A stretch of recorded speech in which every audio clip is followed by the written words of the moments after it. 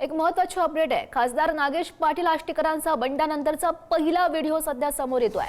ठाकरे गटातील नेत्यांच्या बोलण्याच्या अतिरेकामुळे निर्णय घेतल्याचं आष्टीकर यांनी म्हटलंय।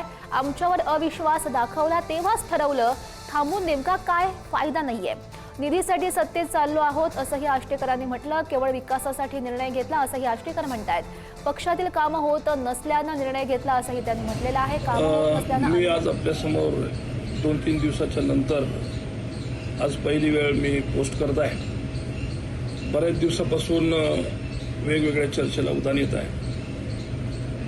प्रथमतः तर मी तुम्हाला सगळ्याला सांगू इच्छितो की मी कोणावरही नाराज वगैरे होऊन गेलेलो नाहीये। उद्धव साहेबांवर तर मुळीच नाराज नाहीये।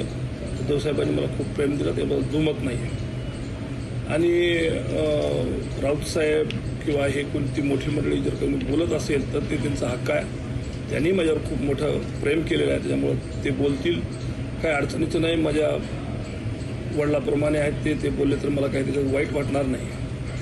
पण हे सगळं करत असताना 18 तारखेपर्यंत तरी आम्ही कोणीच कुठं गेलेलो नव्हतो।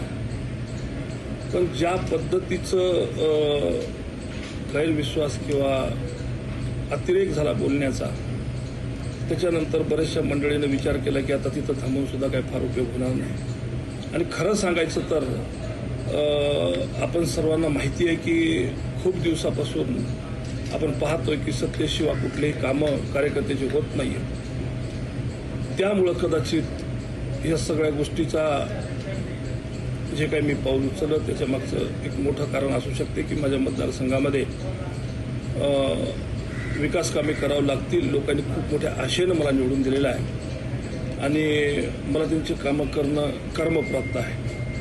आणि तुम्हालाही माहिती आहे सगळ्याला की आपल्याला कुठल्याही प्रकारची निधी मिळत नव्हती। माझ्याकडं जे असणारे 5 कोटी रुपये जे MP लाडमधून मिळतात ते अतिशय अपुरे आहेत। आणि प्रत्येक गावात गेलं की प्रत्येकाला काही ना काहीतरी अपेक्षा आहे। त्यांनी खूप मोठ्या आशेनं मला खासदार म्हणून निवडून दिलेलं आहे। तर मी यांची कामे कशी करायची किंवा निधी कुठून मिळवायचा किंवा मग लोकांची जी काही कामं असतील, मग तहसीलमधले असो, पंचायतमधले असो, नगरपंचायतमधले असो, नगरपालिकेतले कोणचे फॉरेस्टचे असो किंवा कुणाचे कुठलेही जे काही कामं करायची असतील तर तुम्हाला सगळ्याला माहिती आहे की हे कामं होत नव्हते, सत्तेमध्ये असल्याशिवाय करता येत नव्हते। त्यामुळं हे पाऊल उचललं असेल। कदाचित बऱ्याच जणांना पटलंही असेल, बऱ्याच जणांना पटलंही नसेल।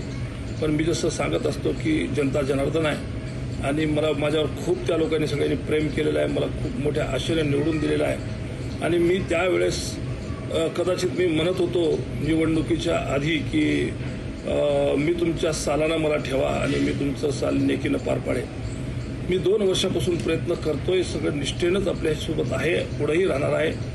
पण मला काम जर तुमचे जर करायचे असतील, जर निधी जर आणायचा असेल, आपल्याकडे विकास जर आणायचा असेल तर सत्तेत जाणं हे कर्मप्राप्त आहे।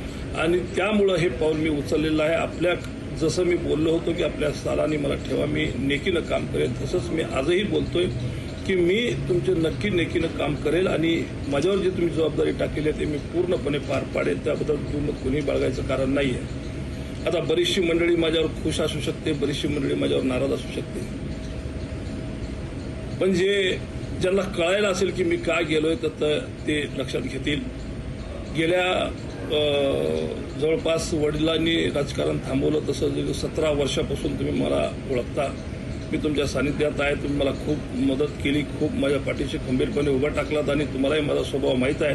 मी कुणालाही सोडणारा माणूस नाही आहे। एकटा अर्धवट गोष्टीमध्ये मी कधी पडत नाही, अर्धवट गोष्टी कोणत्याच करत नाही। माझ्यासोबत जी मंडळी 17 वर्षापासून आहे ते आजही आहे, मला सोडून कोणी गेलेलं नाही आहे। पण कामं होत नसल्यामुळं बरेचसे कार्यकर्ते नजीकच्या काळामध्ये पक्ष सोडून जाऊ लागले आणि कामं होत नसल्यामुळं माझाही म्हणजे पर्याय राहिला नव्हता माझ्याकडं। त्यामुळं मी हे निर्णय घेतला असेल तर काही जण नाराज असतील, काही जण खुश असतील। ठीक आहे, नाराज असले त्यांची मी नाराजी काढण्याचा नक्की प्रयत्न करेन। माझ्या कामातून, माझ्या कार्यातून, माझ्या विकास कामातून मी त्यांना मनवण्याचा प्रयत्न करेन, मी त्यांना रिझवण्याचा प्रयत्न करेन आणि माझ्या कार्यातून त्यांना मी नक्की एका दिवशी त्यांना चांगलं वाटेल आणि ते माझ्यावर खुश होतील असा मी प्रयत्न नक्की करेन। पण जर कोणी नाराज होतच असेल तर त्याला माझा पर्याय नाही। मी सगळ्यांना विनंती करणार आहे की माझ्यासोबत राहा, मला जशी पहिली साथ दिली तशी आताही साथ द्या। आणि मी तुम्हाला कुठेही नाराज करणार नाही. मी सगळ्या गोष्टीचा विचार करून गेलो. मी कार्यकर्त्याचा विचार करून गेलो. मी पदाधिकाऱ्याचा विचार करून गेलो. मी सगळ्यांना समान न्याय देण्याचा प्रयत्न करीन. मी सगळ्याला सोबत घेऊन चालण्याचा प्रयत्न करेन. मी कार्यकर्त्याला उभारी देण्याचा प्रयत्न नक्की करेन. आपण जे माझ्यावर विश्वास ठेवला होता, आजही विश्वास ठेवा. मी तुमच्या विश्वासाला तडा जाऊ देणार नाही. आणि मी काय दुसरं कुठं गेलेलो नाही आहे. शिवसेनेतून शिवसेनेतच गेलेला आहे. विचारधाराला कधीही बाजूला टाकलेलं नाही आहे. विचारधारा सोडून मी कधी वागलेलो नाही आहे आणि पुढेही कधी वागणार नाही आहे. मी शिवसेनेतच आहे, शिवसेनेतच राहणार आहे. त्यात काही दुमत नाही. विचारधारा मी नाही सोडलेली आहे बांधवांनो, तसे त्याची काही काळजी करू नका. पण काही मंडळी मी बघतोय की रागाच्या भारामध्ये काहीतरी असंविधानिक बोलतायत. माझी विनंती आहे आपल्याला, हात जोडून विनंती आहे आपल्याला, असंविधानिक नका बोलू. संविधानिक बोला. तुमचा राग करायचा व्यक्त व्हा, नक्की व्यक्त व्हा. मी जर कुठं चुकलो असेल तर माझ्यावर राग करणं तुमचा हक्क आहे. मला नक्की करा, पण असंविधानिक नाही. असंविधानिक बोलू नका, विनंती आहे आपल्याला. कारण कसं आहे की एकदा माणसाचे मन तुटल्याच्या नंतर पुन्हा जुटत नसतात. आणि बोलणं हे थोडंसं म्हणजे बोलणं हे शस्त्रापेक्षाही मोठं असतं. एकदा बोलून जातं माणूस बोलताना, पण पुन्हा त्याची भरपाई होत नाही. त्यामुळं कृपया विनंती आहे आपल्याला की असंविधानिक नका बोलू. बाकी आपल्याच गावच्या बाबळीन, आपल्याच गावच्या बोरी आपण सगळेजण वापस एका जागीत असणार आहोत. सगळ्यालाच एकूण एकाच्या सोबत राहावं लागतं, काम करावं लागतं. आणि त्यातल्या त्यात मी आपल्याला सगळ्याला सांगितलेलं आहे की मी आपला ऋणी आहे. माझ्यासोबत जर कोणी यायचं नसेल तरी मी कोणाला आग्रह करणार नाही आहे. नका येऊ, पण मी तुमच्यासोबत आहे. तुम्ही माझ्यासोबत जसं होतात तसं मीही तुमच्यासोबत आयुष्यभर राहीन. 3 वर्षासाठी नाही, मी आयुष्यभर तुमच्यासाठी राहीन. तुम्ही जरी मला काही माझ्यासोबत आलं तरी मी तुमच्यासोबत नक्की राहीन. आणि त्याच्यासाठी काही कुठल्याही गोष्टीची शंका करण्याचं काही कारण नाही आहे. पण जसं जरी बोलणं आहे ते थोडंसं आपण टाळलं पाहिजे असं माझं मत आहे. बाकी कसं आहे की बरेच लोक वेगवेगळी भाषा करतायत. असं झालं तर तसं, तसं झालं तर तसं. राऊतसाहेब आमचे काल परवा म्हणले की झोडून काढू, हे करू, ते करू. तर ठीक आहे, मोठे माणसं आहेत, माझ्या वडिलाप्रमाणे आहेत, त्यांना काही बोललं तरी चालते. त्यांनी म्हणू द्या, हरकत नाही. पण कसं आहे, झोडायला तोडायला कोणीच कोणाच्या ऊन कमी नसते. या सगळ्या गोष्टीचा विचार करूनच माणूस सगळ्या गोष्टी करत असतो. कदाचित न कळत कोणी ना कोणतरी म्हणजे हे यांचं ऐकून असं जर काही करायचा प्रयत्न जरी झाला तर एखाद्या वेळेस सावध नसताना एखादा गोष्ट होऊ शकते. पण त्याच्यानंतरचे परिणाम तुम्हालाही माहीत असतील की काय होऊ शकतात. त्यामुळे आपल्याला एकदा सगळ्यांना विनंती करतो की असं कुठलाही असंविधानिक पद्धतीनं वागू नका.